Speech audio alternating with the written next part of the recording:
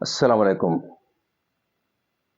معزز ناظرین، پیارے دوستوں، بہنوں، بھائیوں اور بزرگوں، میں حافظ صفدر نواز ایڈوکیٹ آپ کو اپنے اسلامی چینل کے اندر خوش آمدید کہتا ہوں، اور ہر روز کی طرح آج بھی ہم انشاءاللہ پارہ نمبر 20 سورۃ القصص کی آیات نمبر 27 تا 33 تک کی تلاوت، ترجمہ، تفسیر اور شان نزول پڑھنے کے شرف حاصل کریں گے۔ تلاوت شروع کرنے سے پہلے ہم درود شریف پڑھتے ہیں، آپ بھی میرے ساتھ پڑھیں۔ اللهم صل على محمد وعلى آل محمد كما صليت على إبراهيم وعلى آل إبراهيم إنك حميد مجيد.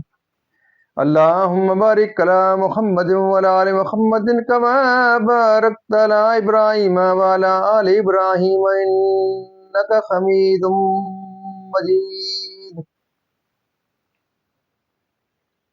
أما بعد فأعوذ بالله من الشيطان الرجيم. بسم الله الرحمن الرحيم.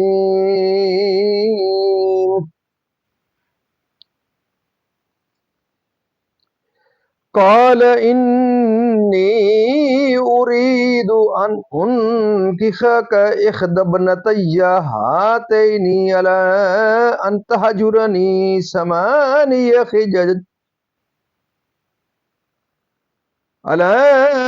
تهجرني 8 حجج فإن أتممت 10 فمن عندك وما أريد أن أشق عليك ستجدني إن شاء الله من الصالحين.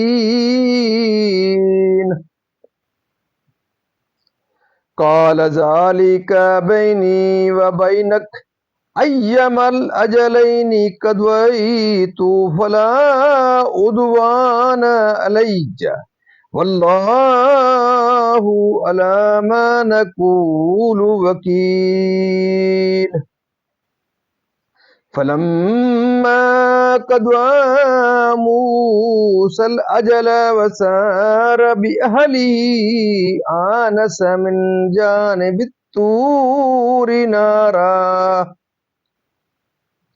قال لأهلهم كثوا إني آنست نارا لعلي آتيكم منها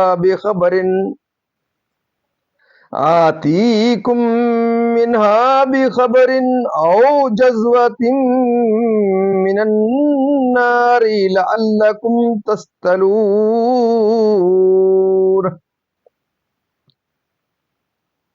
فلما أتاها نودي من شاطئ الوادي الأيمن في البقعة المباركة من الشجرة أي يا موسى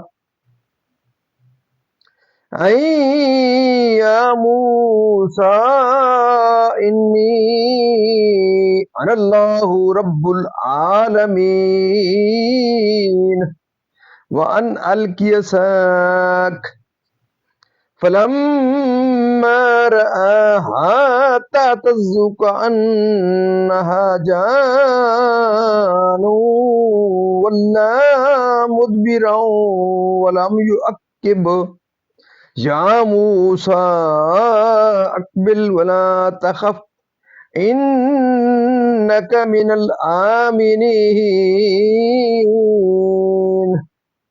أسلك يدك في جيبك تخرج بيضاء من غير سوء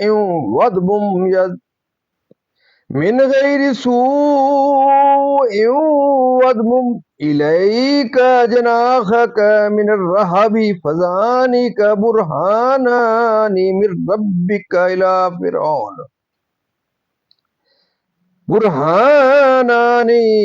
ربك إلى فرعون وملئه إنهم كانوا قوما فاسقين.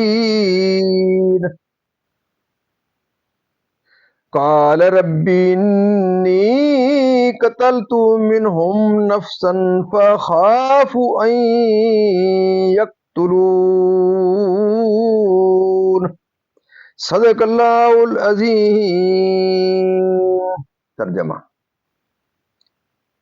کہا میں چاہتا ہوں کہ اپنی دونوں بیٹیوں میں سے ایک تمہیں بیاہ دوں، اس مہر پر کہ تم 8 برس میری ملازمت کرو، پھر اگر پورے 10 برس کر لو تو تمہاری طرف سے ہے، اور میں تمہیں مشقت میں ڈالنا نہیں چاہتا۔ قریب ہے انشاءاللہ تم مجھے نیکوں میں پاؤ گے۔ موسیٰ نے کہا یہ میرے اور آپ کے درمیان اقرار ہو چکا، میں ان دونوں میں جو میعاد پوری کر دوں تو مجھ پر کوئی مطالبہ نہیں، اور ہمارے اس کہے پر اللہ کا ذمہ ہے۔ پھر جب موسیٰ نے اپنی میعاد پوری کر دی اور اپنی بیوی کو لے کر چلا، طور کی طرف سے ایک آگ دیکھی، اپنی گھر والی سے کہا تم ٹھہرو، مجھے طور کی طرف سے ایک آگ نظر پڑی ہے، شاید میں وہاں سے کچھ خبر لاؤں یا تمہارے لیے کوئی آگ کی چنگاری لاؤں کہ تم تاپو۔ پھر جب آگ کے پاس حاضر ہوا، ندا کی گئی میدان کے داہنے کنارے سے، برکت والے مقام میں پیڑ سے، کہ اے موسیٰ بے شک میں ہی ہوں اللہ رب سارے جہان کا، اور یہ کہ ڈال دے اپنا عصا۔ پھر جب موسیٰ نے اسے دیکھا لہراتا ہوا گویا سانپ ہے، پیٹھ پھیر کر چلا اور مڑ کر نہ دیکھا۔ اے موسیٰ سامنے آ اور ڈر نہیں، بے شک تجھے امان ہے، اپنا ہاتھ گریبان میں ڈال، نکلے گا سفید چمکتا بے عیب، اور اپنا ہاتھ اپنے سینے پر رکھ لے خوف دور کرنے کو۔ تو یہ 2 حجتیں ہیں تیرے رب کی فرعون اور اس کے درباریوں کی طرف، بے شک وہ بے حکم لوگ ہیں۔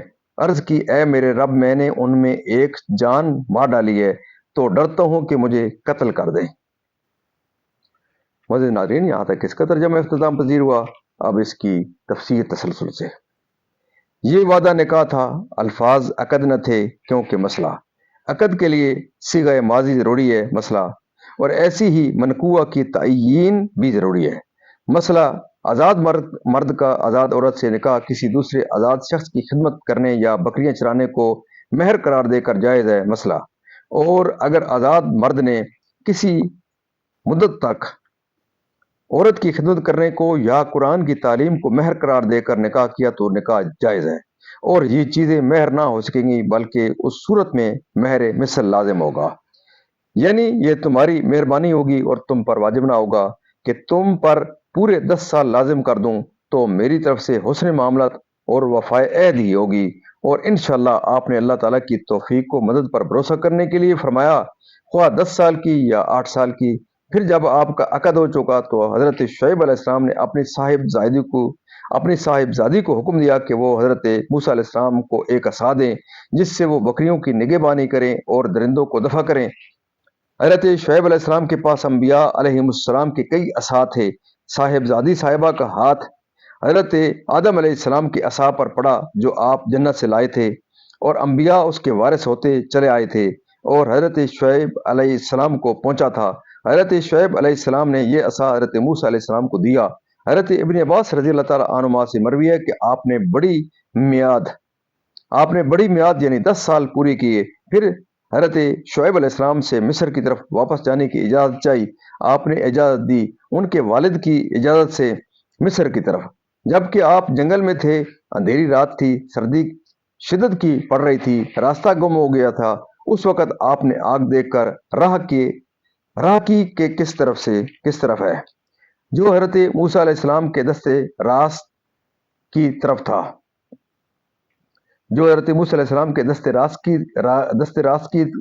تھا، وہ درخت اناب کا تھا یا اوسج کا۔ اوسج ایک خاردار درخت ہے جو جنگلوں میں ہوتا ہے۔ جب حضرت موسیٰ علیہ السلام نے سرسبز درخت میں آگ دیکھی تو جان لیا کہ اللہ تعالیٰ کے سوا یہ کسی کی قدرت نہیں، اور بے شک اس کلام کا اللہ تعالیٰ ہی متکلم ہے۔ یہ بھی منقول ہے کہ یہ کلام حضرت موسیٰ علیہ السلام نے صرف گوشت مبارک ہی سے نہیں بلکہ اپنے جسم میں اقدس کے ہر